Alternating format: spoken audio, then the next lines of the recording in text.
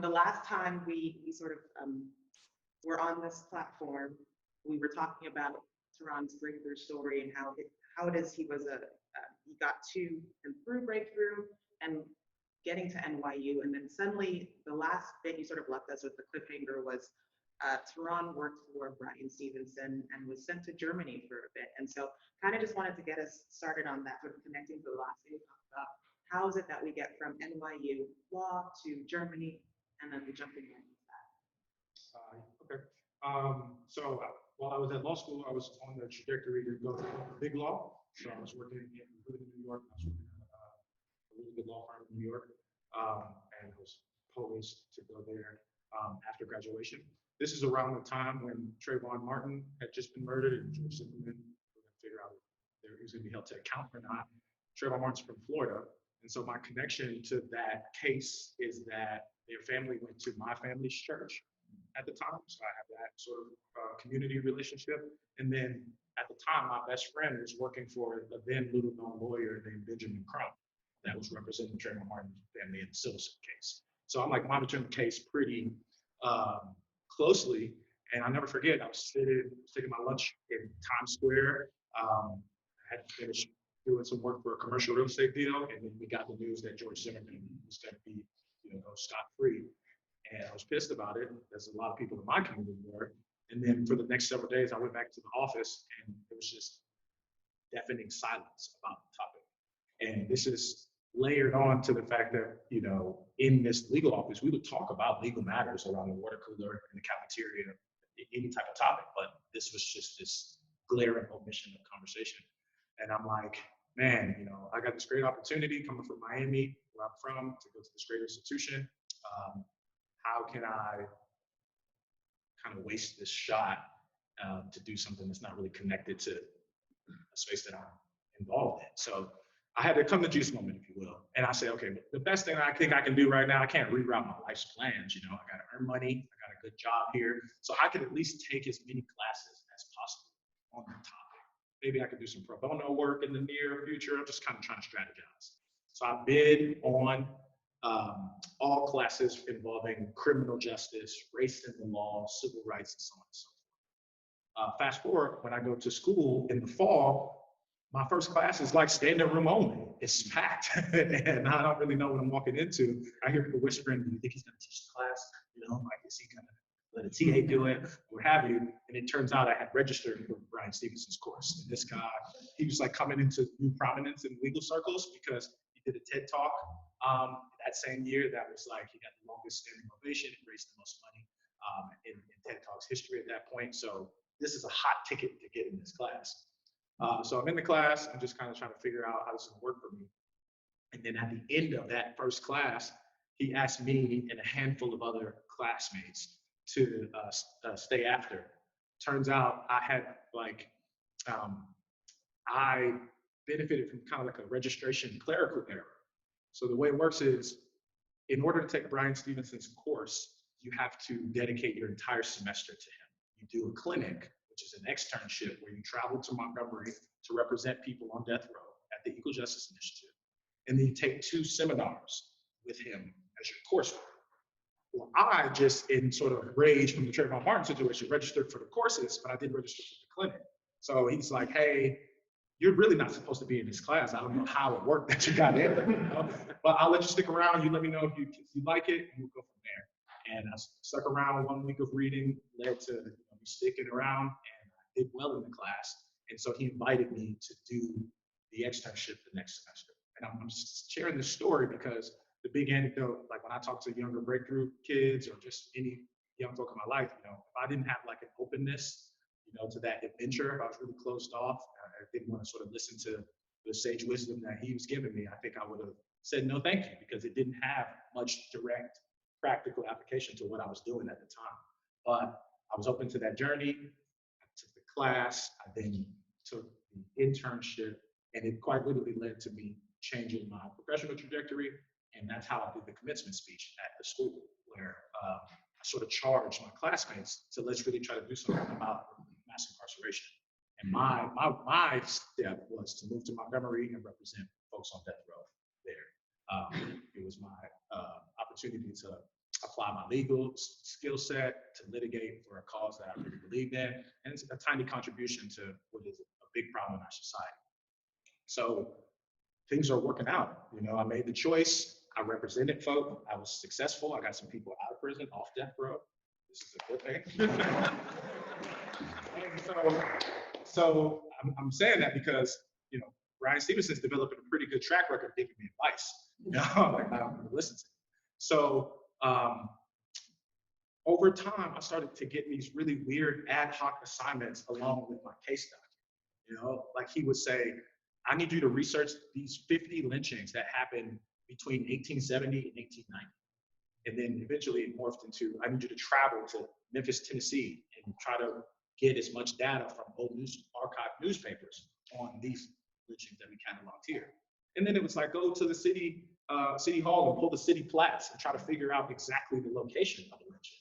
And then it was like, collect soil from that location. Like it just kept growing. The joke at EJI is that Bryan Stevenson is like, he assigns things like Charlie's Angels. You know, so one time I got an opportunity to sit with him because as I was talking to my mother about the different work I was doing, she couldn't really understand, like, how is this you being a lawyer? You know? So I just asked him, what are we doing here? Like, come out with it. And he started to explain this initiative that we're doing that's steeped in research to try to reshape the narrative on race and how it was inspired by Germany's memory culture, South Africa's truth and reconciliation efforts, Rwanda's initiatives to deal with genocide in the past. And so I got really fascinated by that idea. So I just started to research Germany through and through. And when it came up to the time where I had to figure out, am I going to stay at the EJI, or am I going to do a clerkship, or am I going to go back into the corporate field? Because I kind of had told the firm that I would be back. I was consulting with Bryan Stevenson, and he said, hey, you know, I have this interesting opportunity that I've tried to persuade other young lawyers to do, and they always decline it. And it is a German Chancellor Fellowship. It's a research grant. And here's this idea that I have. I want to build out this initiative, but I don't think we can really change the narrative on race in this country if we're the only organization that's doing this type of work. So Germany has a decentralized effort, if you will, to cope with the Holocaust and denazify. What if you can study that and bring back the best practices? And so I thought about it. Like I said, the man hadn't steered me wrong just yet. I applied for the scholarship. I was selected, and that's how. Okay, so we're now in Germany. How much time did you spend there? I lived there from 2017 up to the pandemic started in March officially. So maybe like 1 month after. So a good chunk of time, right? So what is it? So if you had to like whittle down the project that he had you doing, that obviously became this much bigger piece. We're about to go to Montgomery tomorrow. We get to actually see what this looks like in action, what the end result of that is. But what are some key takeaways from that experience? I think the thing I really want to connect to is, how does this connect to what's happening in the U.S. right now, especially as it relates to racial tension? I think we sort of know that there's this underlying current that's taking place, and breakthrough sort of gets to be in the middle of it simply because of the students that we serve in so many ways. So what are some key takeaways from that experience in Germany? Well, so the first thing is, I would say, like, the thrust behind this work is that when you are a leader and you are dealing with deeply consequential matters, you can't afford to operate from a non-historical or an ahistorical perspective. So if we're trying to convince a judge, for example, that the state shouldn't kill people no matter what crime was committed, what we were trying to do is draw a through line to how did we get the capital punishment practice. So we want to say, hey, this practice was born directly out of lynching in this country. And I think we kind of universally agree that that's not a good thing, to kill people in an extrajudicial manner. So we shouldn't have this punishment today. So we're trying to, make that historical connection. And in Germany, you could argue a lot about the country's history, a lot about what's happening in memory culture, but they have certainly made the connection that the state could never punish anyone with, for example, like the gas chamber, because that's directly connected to the worst part of our history. And we just don't have that connection in a lot of spaces in the United States, not just with capital punishment. So that's the basic broad idea. So I researched the Holocaust, World War II, and denazification, just the history of that timeline. I also researched what's called memory culture in Germany. So, like I said, the EJI, Brian Stevenson, one organization, one leader that's doing really heroic work on a daily basis about this. Well, in Germany, there's like an industry, a sector, an ecosystem. There's academics that do scholarship on this. There's government funding to have places, memorials, monuments, museums. You know, it's a decentralized thing, and that is how it's been able to scale and also last over time. If you think the Holocaust ended in 1945, let's say, how has a country of 88 million already kind of changed its characteristics so quickly?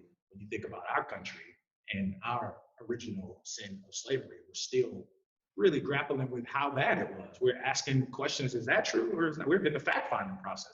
How did that process happen so fast? It has a lot to do with the concerted effort that the country's made.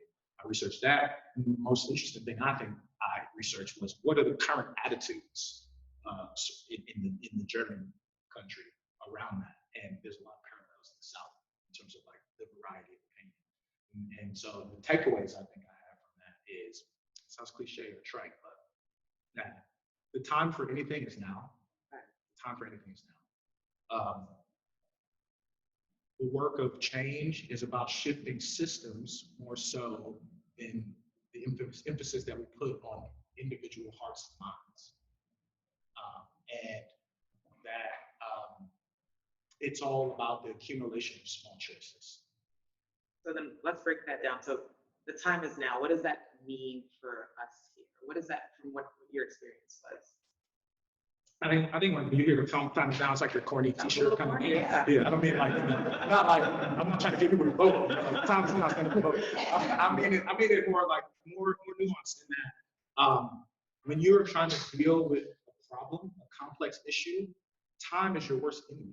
The more time that lapses, it only makes solving the issue more complex, more difficult. Particularly when you think about like atrocities that have human toil, race. You know, the perfect example right now is if you think about the United States dialogue on reparations. The more time that passes, the harder it is to have an adequate solution to that problem because of things like people who are proximate to the problem, they are dying, for example. You know, so you get apathy, right? In the German context, you get a lot of young folks. It's just like, why do I have to go to a Holocaust museum just to graduate from high school? Like, I didn't do that. My granddad did that. You know, so that's a real thing. At time, not one person, not one community, just time. Because there's money involved, the price of money, literally the value of money changes over time. So if you're thinking about trying to attach economic monetary value on addressing a problem, but it only gets more challenging as like inflation, cost of living, so on and so forth, right?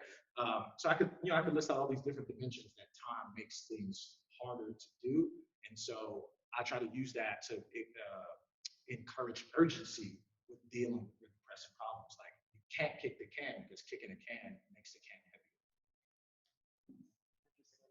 Okay, so just for sake of time, I'm not going to ask a follow-up question, but the question I would have asked, I think, in a lot of ways, I want you to, we'll have this conversation later. Like I said, y'all are walking into a conversation we continue to have consistently, is what it is you tell people who might have the argument that it is the past, and I don't want to have to deal with this right now. Why can't I just figure out how to move forward? Don't answer this now. It'll be something for you. You do have that question I'll ask later. So the second piece that you were talking about was just this notion of it's not about individual choices to some degree, it's about systems change. Tell me a little bit more about that. I don't mean to say it's not about individual choices. I think that if I had to put, like, if I had to make a priority list, I think that I would put shifting systems above individual choices. So I'll give you an example. We both did Teach for America. I don't think it really mattered why you were doing TFA.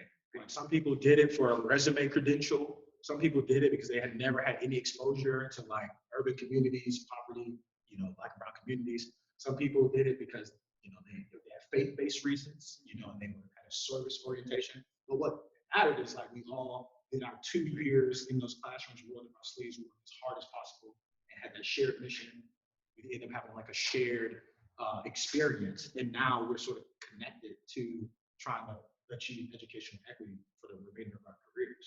And maybe that's like a very like rosy picture, but I think at least in the US, we put so much emphasis on talking about race on like that person's a bad person, you know, that person's evil, that person's a racist, that I think it just crowds out that we can make very active choices to change systems. And, you know, maybe this is like the German engineering kind of thing that I experienced where like, this is a morbid thing to say, but if you study like the Holocaust, the Germans were very clinical about the Holocaust. There's a movie, there's a film I recommend. I think I recommend it to you, Alyssa. It's called The Final Solution. If you have HBO or HBO Max, you can watch it tonight, tomorrow.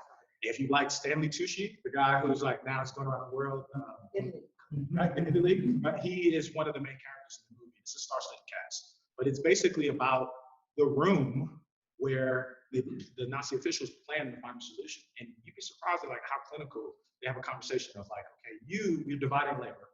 You are going to find all the Jewish people. You are going to be in charge for transporting all the Jewish people. You are going to be in charge of housing and detaining all the Jewish people. You will be in charge of killing them. You will be in charge of disposing the bodies. And then, I mean, it's a very clinical architecture to what, when we talk about this, like these people were evil, bad actors, and so on and so forth.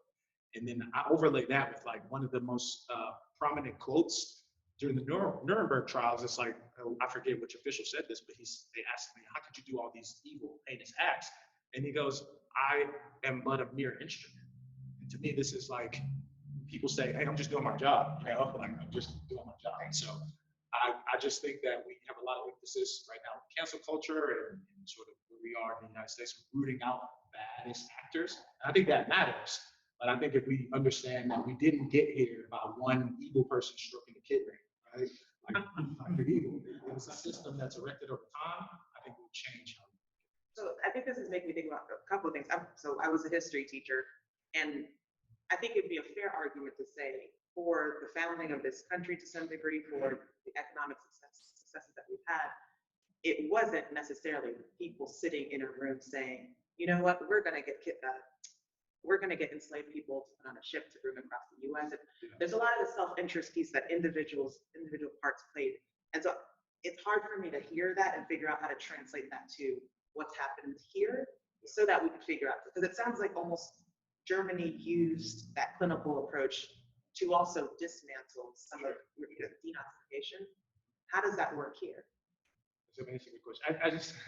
It's just, to me, that's a question of like, you know, centrally planned economies and politics versus like decentralized. You know, in the United States, for example, things happen much more extemporaneously, but that doesn't mean that it isn't like systematized. So the example that I give you is, I'm from Miami. I'm a big sports fan, okay? So they talked about when the Miami Heat got LeBron James, he added like $6 billion to the economy, okay? But like the powers that be didn't really sit in a room and plan how LeBron was gonna bring $6 billion to the economy. It's like, okay, he gets signed in free agency from the Heat. And then, you know, somebody's like, oh wow, like I could maybe like buy all these parking lots right here because parking was gonna be huge when it comes. And then maybe I start a restaurant. Maybe I get into real estate, and like all this activity, you know, in this cottage industry gets erected over one seismic event. And that might not be like planned in a room, but it's just as structural, it's just as, you know, sort of systematic. And the dismantling of it had to be just as systematic in the instance of Ron left, like businesses closed down, they merged, or they, blah, blah, blah, you know? And so that's how I see how the transatlantic slave trade in America morphed into the domestic slave trade. And for those of you who are going to Montgomery, you'll see it. You'll quite literally see it. Like there's a river bank that's now been developed to like a nice tourist attraction. But this is, we've researched this. This is where, at the height of the domestic slave trade, the ships that came to Alabama were disembarked. And then the street that's right attached to this is coincidentally called Commerce Avenue, okay? And slaves would leave the ship, walk up here, okay? The old building where I used to practice law, I think that EJI has updated offices now, but it was formerly a slave warehouse. what does this mean? Okay, let's say a ship comes in on a Sunday and the auction's not going to be till Tuesday. Well, where are the slaves going to be housed overnight? Because that ship's got to leave for another route, And then they go to the city center where the auction was, and if you keep going, the capital is right there. This because you live in Alabama. Okay, I don't think that was centrally planned in a room, at time one, but that's still systematic. So, okay, so then let's get to these. Sounds almost like we're talking about the small actions, because I know that that's your third big takeaway. What is it, the small actions? How does that connect to this stuff? I think small actions accumulate over time, and I think that okay, I'll give you a German. I'm not trying to make it seem like I'm a huge German proponent, but I did learn some things from there. So German, if anybody's been to Germany or had German friends, they're pretty funny, and like they make fun of Americans because they say we're like so overly friendly. It's like phony, Like I can go out to coffee with you, and then I'm like, we're friends now. That's the American way. We know a little bit about each other, so we cool. And I would have the same type of experience with the German, and I would want to call them a friend, and they're just like, let's just meet again. I'm like laying it on thick, and I'm like, oh, we only really met one time. And so maybe like after we spent continuous time together over the course of the year, it's like we don't have to announce that we're friends like that. These actions have built a friendship, right? So you can see I'm trying to paint an analog of like, I think, particularly, yeah, I think we're friends, but we put in the work though, right? So I'm just saying, I think like in our context, in the American context, particularly if you're trying to do good in work, we're looking for really like silver bullet solutions, kind of big initiatives, pot shots to make a difference and have impact. And I think that's a noble cause. It's a very great aspiration. But in my short experience on Earth, it's just the actions that accumulate, and then you can like look back on a life and you've done the sort of thing. And I think when I researched how Germany brought itself out of the Holocaust, it was sort of that too. I mean, there's obviously some distinguishing characteristics, like the fact that other countries came together to hold Germany to account. We don't have to get into that, but in terms of like what was done to root out Nazism, it wasn't one theory of change and then one action and initiative by one great leader and organization that did it, but a bunch of actions. I try to apply that to my work. So I'm thinking about, as you're saying this, like we've got this big notion of a country making individual choices. I'm thinking of a story you were telling me about your principal in middle school. I want you to share a little bit about what that means in terms of how it does shift life trajectories, potentially, when you have the power to make those small choices that you might not really think about. I could do that in compliment. Listen, we're here. I was message testing. Then we're not. We're here, right. Yes, it was. So I got in a fight in 7th grade. I didn't want to share this with y'all, but I had a crush on a girl, and then she liked me back. Then there was an 8th grader who liked her too. Classic, beef, right? And so, he's like bullying me about it. I'm a lover, not a fighter. But then at some point, it's a tipping point. I had to defend myself. We fought. And at the time, my school, this was before I went to the school that Breakthrough was hosted. So at the time, this public school had like a zero tolerance policy for fighting. And so it was like, you fight, you're out, like period. And I was going to this school because I was in the magnet program. I'm a good student, never got into trouble. Now I have this fight, we get sent to the principal, and it's a pretty bright line rule. You fight, you're out. And the principal, he just interviewed me. And I think fortunately I was able to sort of express my position, and he was like, oh, I see this kid, and he elected to not follow the policy. He just used his leadership, his discretion to make a different choice. And we were talking about this story. She brought it up because Mariohn was saying like, he probably didn't even get that organizational standing without following the rules. I think it's kind of hard to get that position being a rule breaker, somebody that's flouting policy. These policies are made for a reason. But in that moment, he showed me grace. And he did something that was, out of, not necessarily out of character, but definitely outside of his mandate in his role. But that could change my trajectory. When you play it out, I get kicked out of school. That's the punishment. Now I have that stamp on my, my school record. It would have been difficult for me to get into an equal school, better school, coming from Liberty City. But I was able to stay in school, get another semester worth of grades under my belt. I then took the preparatory test to go to Ransom Everglades, which is kind of like a Lubbock analog in Miami. That changes my trajectory entirely, just because of that one small decision that I'm sure Dr. Daniels doesn't even think about that today. You know what I mean? Like that was 20 years ago.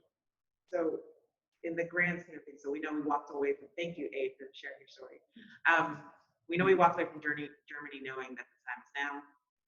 We know that it's about systems to some degree, but it's also about these small individual actions. What does that mean for Breakthrough? What does that mean for the collaborative in this particular time? I mean, I really love Breakthrough. I did Breakthrough like as a fifth grader, like Alyssa was saying, and I just kept coming back, quite literally. So Your 8th grade picture and celebrations are there. oh, cool. Yeah, so it's a real student. And so I think Breakthrough is it's a great, it's a great organization and it's an institution at this point.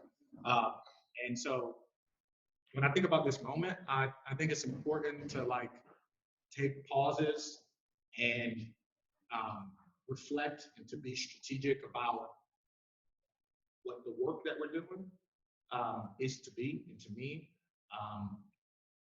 But what I learned from the EJI is it's a similar size of organization. It's not nationally syndicated, but it is an institution, as you know, in Montgomery.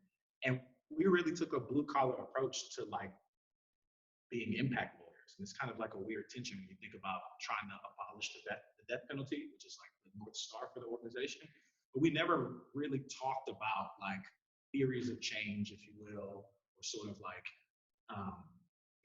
broad ideals. We just showed up to work on a daily basis, served client after client after client after client after client. And if you think about over the course of 30 years in existence, getting relief for one person gets them out of prison, returns them back to their family, plugs them back into the economy, and you do that in aggregate, and you can look up and you might have done something. And I think Breakthrough has the size, scope, mission, personnel to do just the same thing. I mean, I met up with the guy that I did Breakthrough with 2 weeks ago in Miami.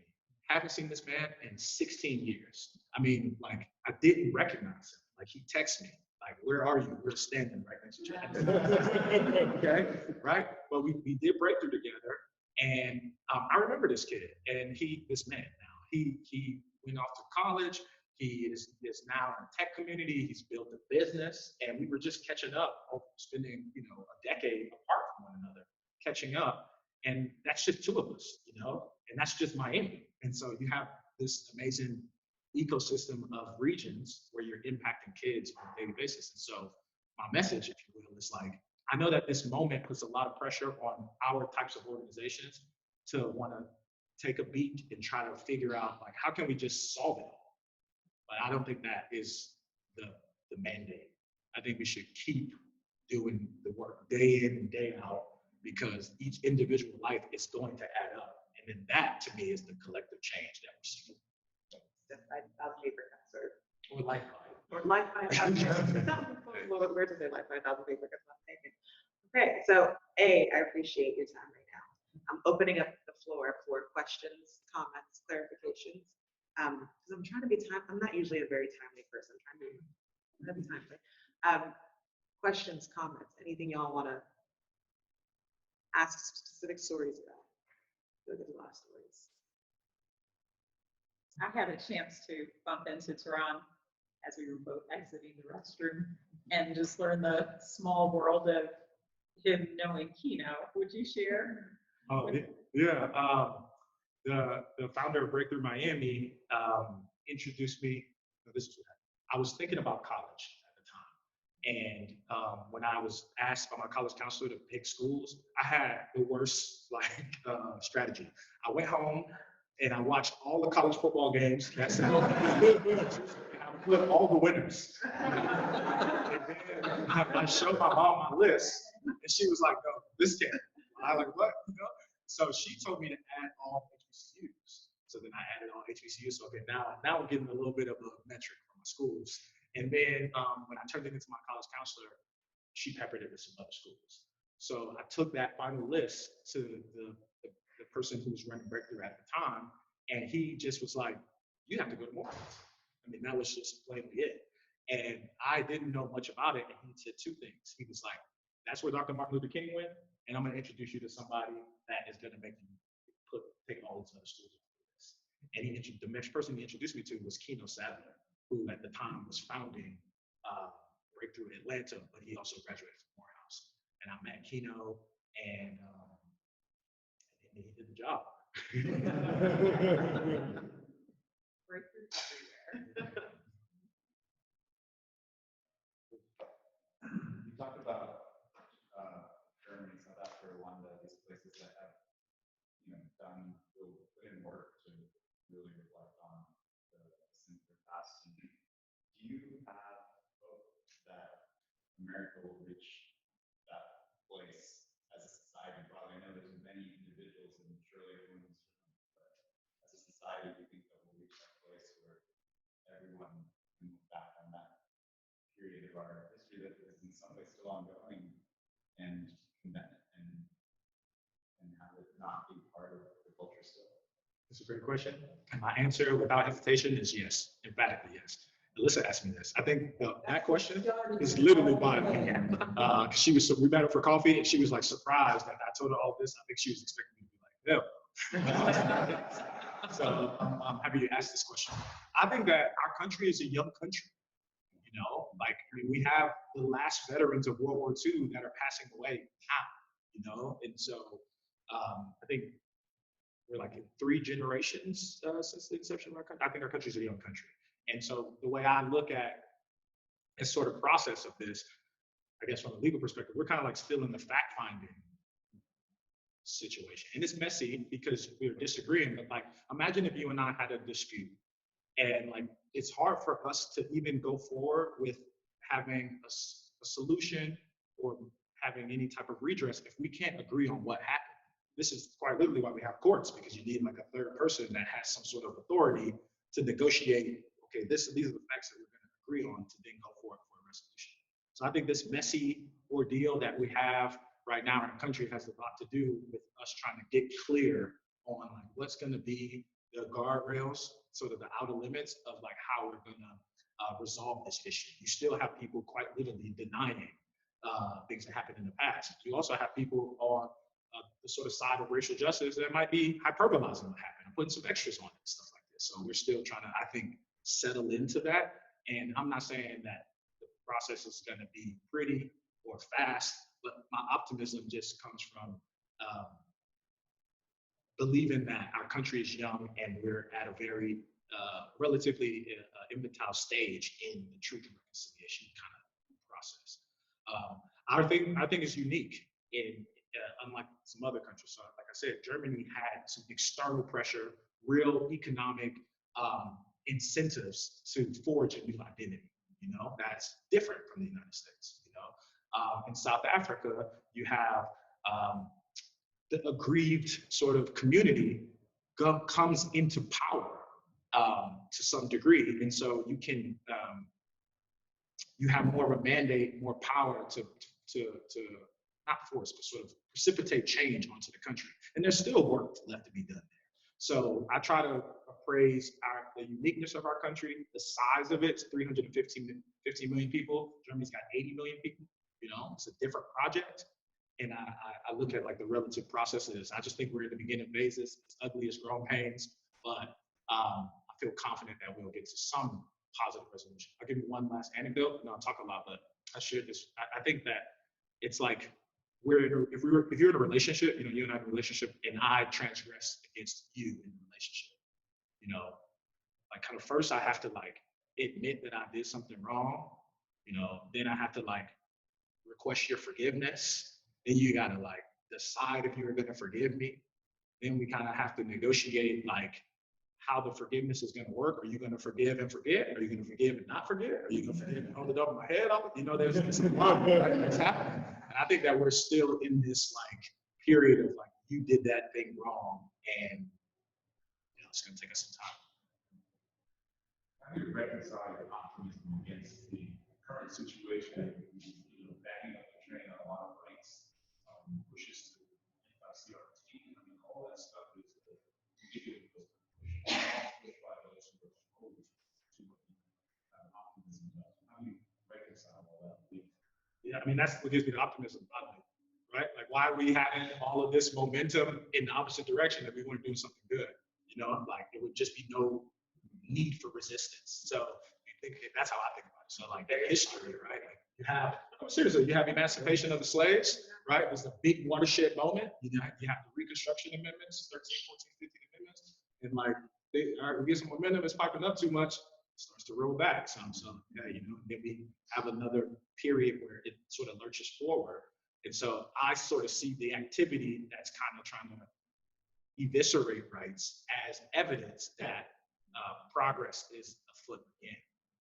Follow up that your experience in Germany and other parts of the world, you agree or disagree with the statement that those folks have a greater understanding and appreciation of the history than their country Americans do, and I think yesterday was ancient history. Yes, 100%. Yes, 100%. I mean, but it's like, you know, if I'm honest with you, I think there's pluses and minuses to the United States having such a forward-facing culture. So I think it's one of the reasons why we're such an innovative country. I think it's one of the reasons why we are such a swiftly moving and active country when it comes to business and commerce and politics. It's like we are focused on forging ahead, manifesting destiny. That's a positive aspect of us sort of not being bogged down by our history. You juxtapose that in Germany, there's an airport, I forget the name of it, in Berlin, that took 26 years to build because the Germans are actually so historical. They want to plan everything from A to Z, and they want to make sure to not make the mistakes that were made in the past. They carry history so deeply entrenched in everything that they do. Or like, you know, let's say I have, to go back to my friend example in Germany, let's say I have to cancel, okay? That's gonna set back our friendship like 3 months because you might hold that grudge against me because you're so steeply inclined to think about how history impacts the present. So if that makes sense, I sort of see trade-offs in both approaches. Germans are really, really focused on history, and sometimes it is the enemy of their progress, to be completely honest. And it also can cage an otherwise positive experience. I've seen that firsthand. That's the friendship anecdote I was giving. You know, the United States, where we overemphasize the future, sometimes it's to the extent of very real historic things that we should carry with us. Time for exactly one more. Thank you for sharing all your insights, both in the last session on video and today. My question is about the fact that you mentioned that you feel like UGI is sort of one institution doing great work, and that if you looked at what was going on in Germany, that there was a whole myriad of organizations doing a variety of things. What components do you see of the work at UGI that was started, and certainly Brian Stevenson's notoriety, if you will, in the United States today, and perhaps your own as you go and think about this? What do you see as how that's expanding in the United States, if at all, today, if you continue to give us the hope that you have of small actions that are happening in various communities that are following on the example that y'all set in your work? That's a good question. I have a good story for this. So at the time, at the kind of like the last, I don't know, 6 or 7 months or so that I was working at the UGI, my sole role on my docket was to try to get public markers erected at the sites of lynchings. And so I had a few states in my portfolio. We had already done the research. We'd already sort of triangulated the location.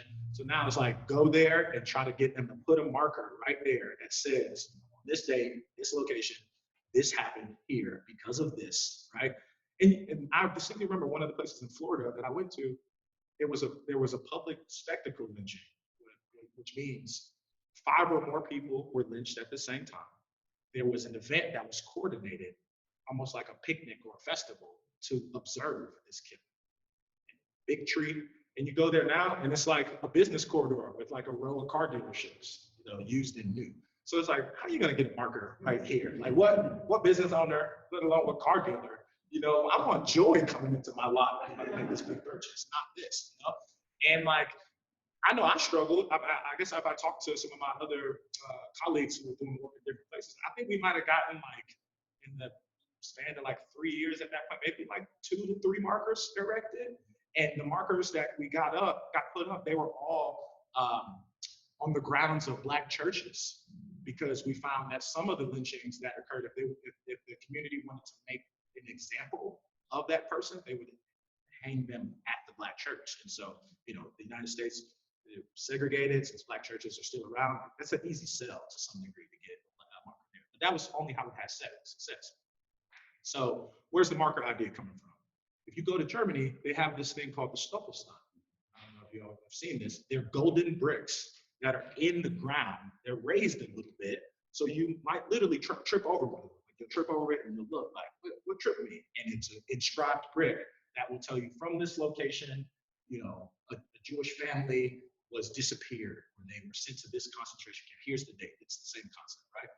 But that initiative was started in '93, and they have markers all over the country. They have thousands of them. It's considered the world's largest marker initiative.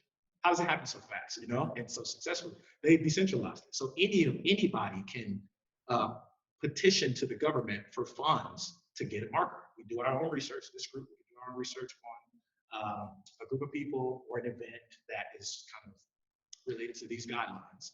And we'll get funds, we'll get the brick, we'll get programming to come out and do this project. And people cared. And so ordinary citizens took on this task, and that's how that project scaled.